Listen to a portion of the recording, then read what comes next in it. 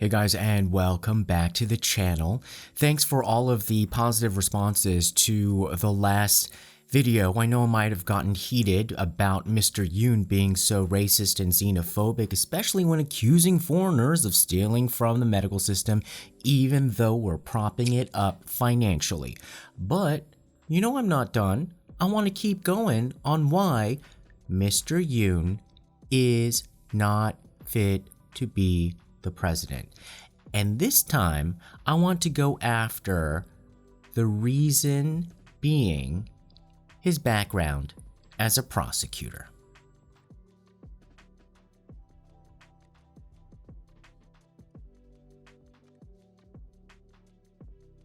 Now, you may be wondering, in Korea, what is the normal progression or kind of the common progression to become president? And we have an anomaly right now with the two leading candidates. Lee Jae-myung, the liberal candidate, has been a politician for a long time, but he's been the mayor of a city, a pretty important up-and-coming city because it became a tech hub, and then he became governor of the province that included that city, and it's basically the province that's right outside of Seoul, but he never had experience in the National Assembly, which is our version of Congress. And we only have one house. There's no House of Representatives, there's no Senate. They're all just in one room, and yes, they have gotten into fistfights and even used sticks on each other, and there was one even floor lady who just was brandishing an axe once, but that's another story.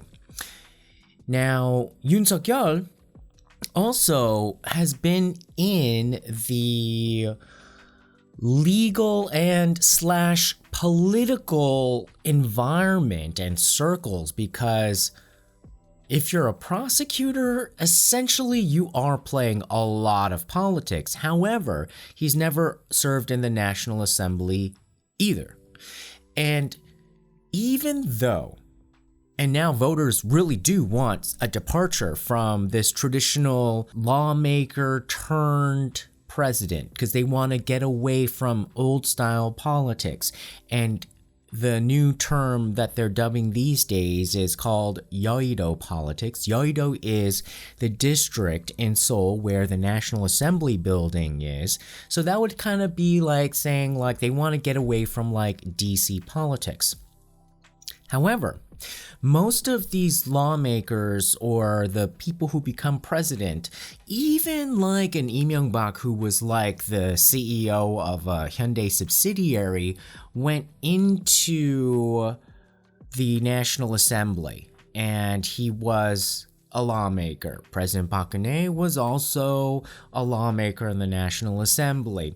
And Moon Jae-in, also lawmaker in the National Assembly. It acquaints you with politics and decision-making and, most importantly, lawmaking, bill writing on a national level. So it gives you the mindset of what's going to impact the nation. I was about to say what's good for the nation, but there's a difference. And also being able to get the stakeholders of people in the national political circle. Now, why do I say Yoon Seok-yeol's background as a prosecutor makes him unfit for president? I'm not saying all prosecutors would be unfit for president, but I do think that what makes a good prosecutor is actually completely mentally at odds with what would make a good president. Hear me out, but before that, just think, there is another high-profile former prosecutor. She did go to the Senate, I'm talking about Kamala Harris, but they're trying to say she should be president, but I also think that she probably suffers from the same condition. And I will say it's not a bad condition blaming them personally. It's just a person who wins a gold medal for the 400-meter dash has a different set of skills from the person who wins the gold medal from like the 26-mile marathon. It's a difference in focus. And the reason why mainly I say that Yoon Seok-yeol is not fit because he has not broken out of his mental schema of a prosecutor, and I don't think he ever will. And that mental schema, I think, is basically focusing in on narrow. Because as a prosecutor, you only have to focus on one person or one group or one corporation, whoever you're trying to nab, that one entity, and try to see what is wrong with them. And your success measure, your key performance indicators, KPI, is essentially being able to give them the right punishment. Then your job is done. So essentially, it's like somebody else actually, though, has brought to your attention whoever was wrong. Most likely, now this is why I think he's lazy with his homework and his research, because most likely the police have already done the investigation. They have handed all of their hard work and evidence to the prosecutor. The prosecutor already never had to even figure out like who the bad person was. By the time it gets to them, it's like, that's the bad person. We have to figure out how to punish them. They get the person, they get the homework, and then all they have to do is try to convince or figure out or make the law fit or get enough stakeholders to arrange a back deal kind of negotiation of a punishment, and then you're done. Anything that you kind of go overboard on only affects that one person, and most likely it's expected that you're supposed to overreach, overstate, kind of not necessarily back up everything you got in order to create some sort of give and take tension because the other side has their defense. But that is different when you are approaching a nation, a whole group of people, and their best interests. It's diametrically opposite. A prosecutor zeroes in and tries to find what is wrong and let's punish you. Whereas a president should be more of like, what is right? What is going to bring a benefit for all the people, or as many people as you can try to serve? And the key metric is not basically being like, well, you're wrong and that's it. You actually have to come up with a solution that you have no idea, or you should have some idea of whether it will work or not, or whether it can get even to that stage by being able to pass through the stakeholders, essentially, like your political capital, whatever kind of sportsmanship you have to make in order to get something through that machinery and passed. But before you can even get to all of that, you have to have a mindset of a solution. What is the problem, and what is a solution that will work for all? Now, where have we already seen evidence that Mr. Yoon's mind does not work that way? When, first of all, the big red flag when he was like reborn, like you remember he was having an image crisis, and then he said, okay, like now here's the new me, and the new me immediately went after women's rights. Women are the problem. Women, and especially that Ministry of Family Equality and Gender, they're the problem. If we just get rid of it, that's the solution. See, that is very much of a punitive nature that focuses on one specific entity and does not benefit the entire whole. It is really much like he is putting that ministry or women on trial and not offering an alternative that would actually replace the functions that he would like obliterate or bomb away. Another example from the debate, this was so embarrassing, and it was so awesome to see An Chol-soo just shred this guy. But you know, An Chol-soo, he does it really slick. He does it with the Socratic method. He asks, you know, these mofos questions to trap them into their ignorance. We'll go over more of it specifically, but this was with the real estate policy.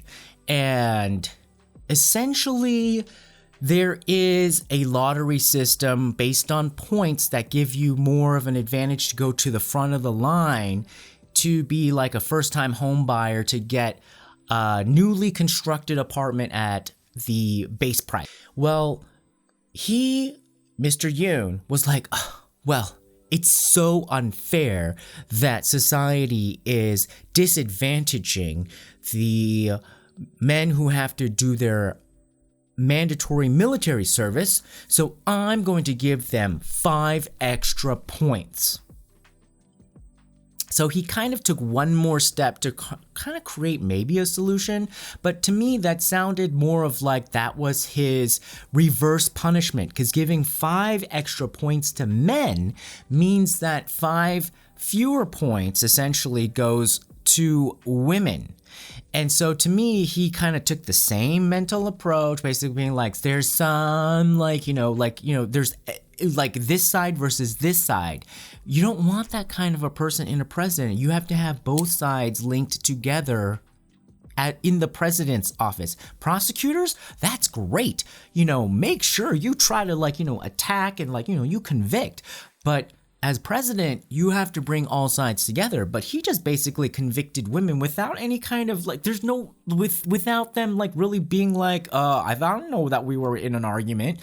And so this solution, however, is not even well researched, and that's what Mr. An Chol-soo just basically pointed. He's like, so Mr. Yoon, do you know how many points is the maximum?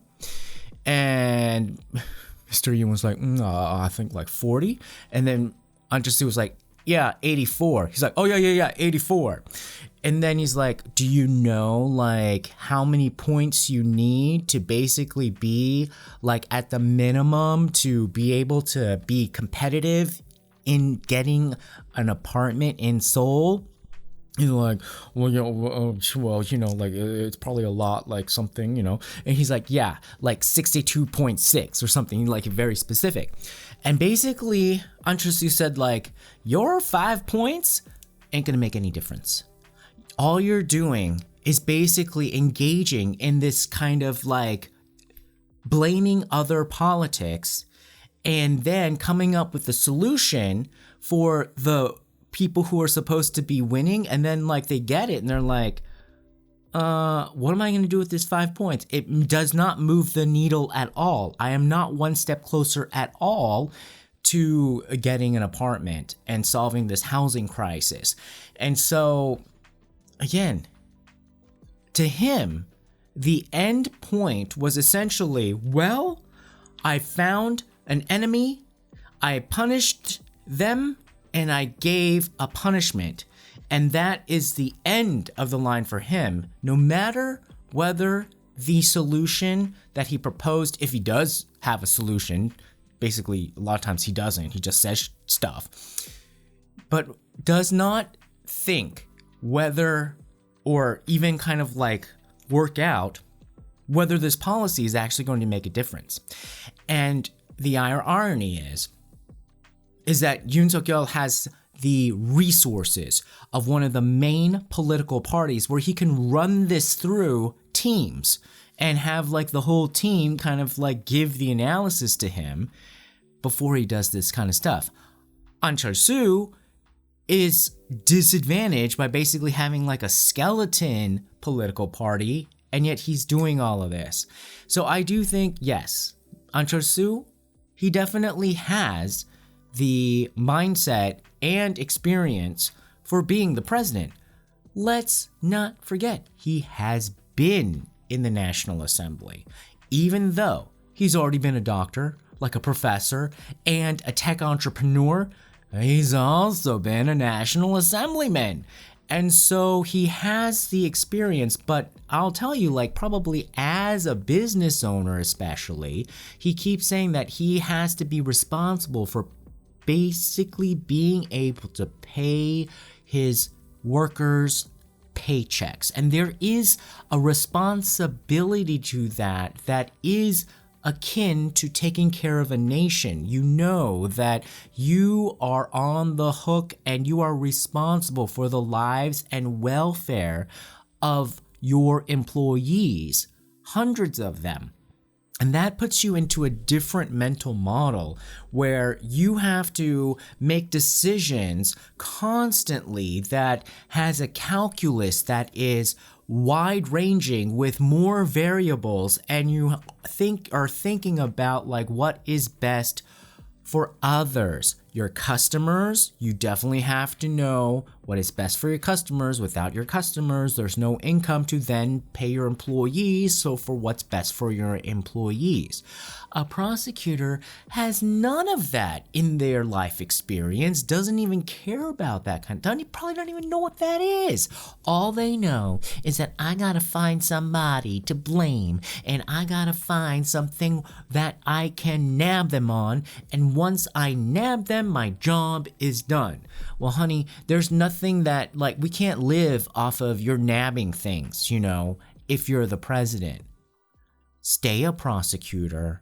That's why, ironically, it looks like, see, prosecutors look like they can, oh, wow, you know, they look so tough, they look so strong, they look like they know the law, they look like they're fighting for justice if they're doing, you know, the right thing. So, okay, maybe they should be the president and run the country.